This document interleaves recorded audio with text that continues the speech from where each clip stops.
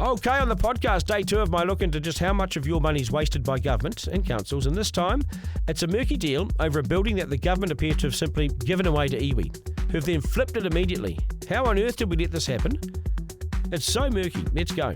Are we paying these people to front up, or are we paying them to fly to Wellington to eat their lunch? Should you really lose your career for refusing to take part in a 90-minute lesson about Māori culture? This government doesn't actually have any idea how to get economic growth. Show us what you made of, Prime Minister. Editor-in-Chief with Duncan Garner. Good evening, everyone. Welcome. I'm Duncan Garner. Good to have your company. Please subscribe. It helps us stay around. This story is the $19 million building in Wellington with 117 flats in it that IWI picked up for a song, just $1 million. And they immediately flipped it to a developer. I've felt uneasy about this for days, and even more so now. I've learned they immediately flipped it to a developer. Māori was simply the middleman getting first right of refusal. They appear to have been used by someone, or they're in on it with the developer who wanted it. So IWI presumably make money, so does the developer. And the taxpayers, that's us, we lose again. Let's go. It's the Slam Dunk. Okay, it's the deal of the century, or the sale of the century anyway. I'm talking about these old Dixon Street flats. Have a look, there they are there. 117 apartments, once known as a landmark social housing block. It's been sold by Kāinga Ora. Its current value is $19 million, but Taranaki Whānui, the local iwi, was given first right of refusal to buy it, and they did. However, all they paid was $1.04 million for 117 flats. It's just nothing. It's just over $5,000 a flat. Remember, the current value is put at $19 million. It was given away, but worse than that, not just given away, but the iwi, upon becoming the owner, flipped it immediately to a developer.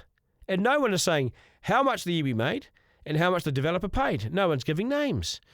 But the iwi no doubt's won, or at least been paid a handsome fee by the developer for getting it for such a song. And the developer, who would never have got his hands on the building at this price, suddenly gets it first cheap, no matter how much you paid the iwi.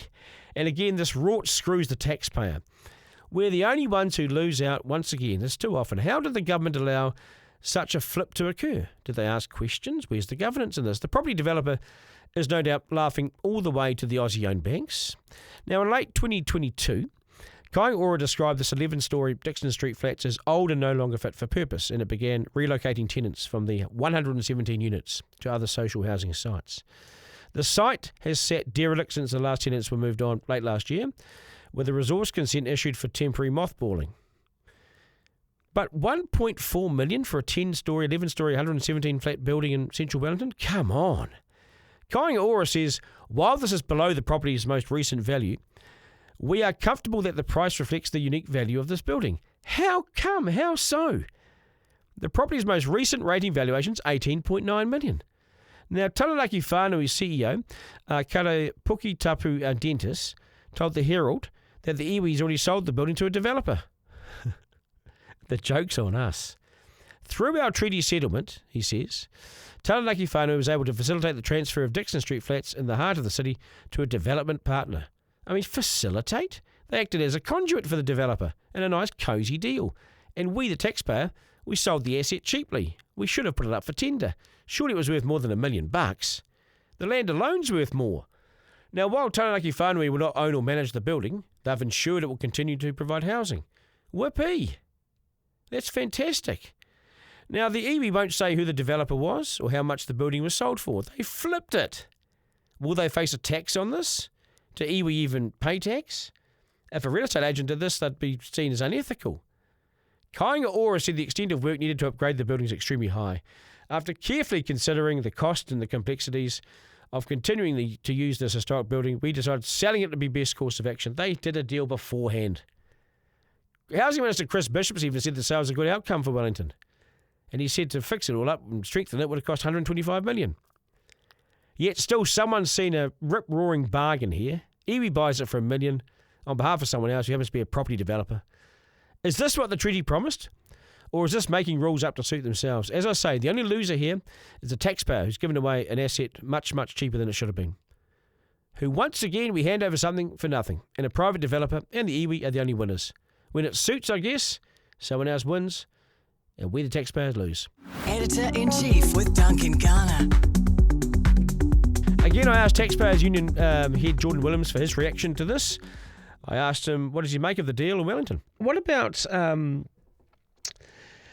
The council, the Kaingaora are selling off those council flats, those flats, the Kaingaora flats in Dixon Street, Wellington, which were valued at 19 million. These Dixon Street flats, and they've sold to iwi for $1 million, and then they were flipped straight away to a developer. Is that good value for money? The rest of the world would have a word for that, which is highly defamatory, and I'm not going to, and I don't know enough about the case. But what I am aware of is instances where councils, for example, had sold perfectly good residential properties for peppercorn amounts with the public reassurance that it would be done, that it would be used for social housing, and then with absolutely no contractual obligations whatsoever, that land and housing is used for social housing rather than just sold on.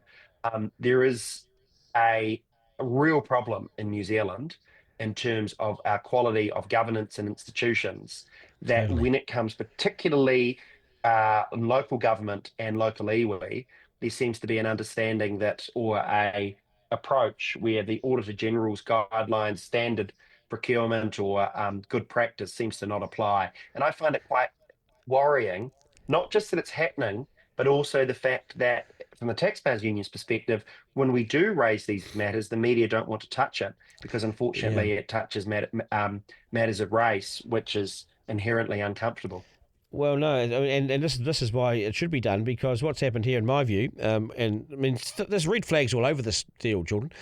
This thing is sold on the first right of refusal to Wellington whānui, right, Taranaki whānui, and so they pick it up for $1.04 million. It's valued at $19 million currently, and they flip it to a developer immediately. It looks to me like they've bought it on behalf of a developer in a sweetheart deal. So the developer wins, the iwi wins, and the taxpayer loses out. That's what it looks like to me. Well, when real estate agents do that, they tend to lose their licenses because it is seen as extremely unethical. As I say, I'm not aware of this particular case or the details of this particular case, other than a headline I read. If that is correct, then what is scary is it's probably not unlawful.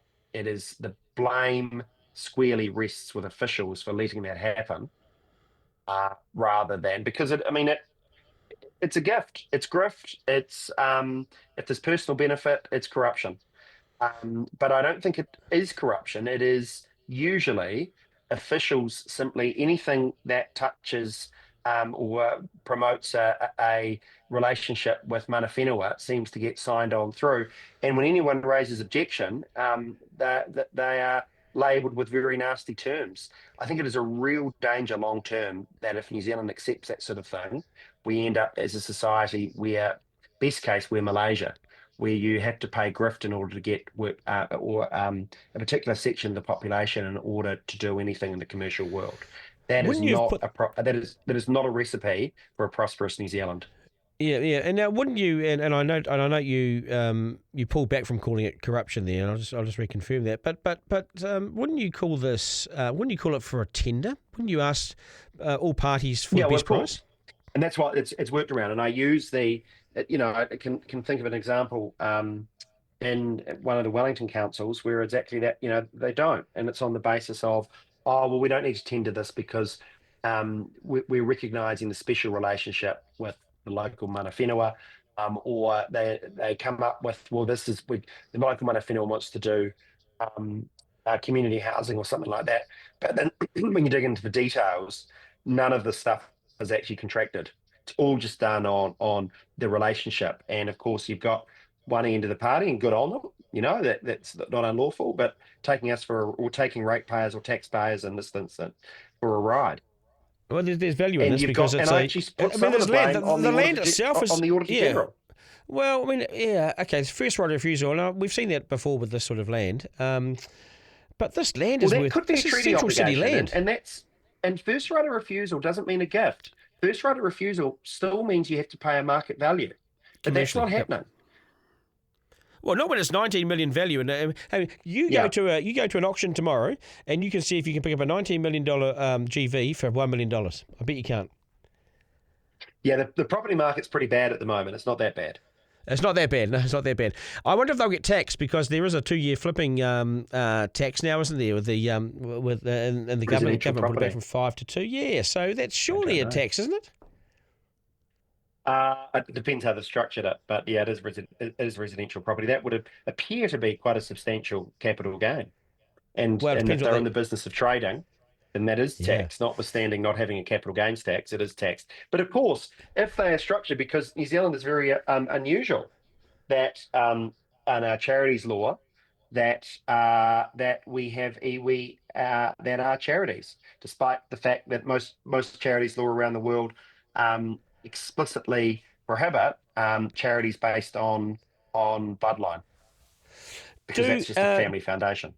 Yeah, do these big iwi, do they pay tax? I'm confused about this. Some say they do, some say they don't. Depends. Yeah, it depends on the structure. Ngāi Tahu is the worst because they have it in their agreement that they're a charity, and it flows down to the businesses they own. So they have a commercial business, say Shot Over Jet, and if Shot Over Jet don't pay any tax, but yet their competitor, say, what's it called, K-Jet in Queenstown, they do pay tax. How is that fair?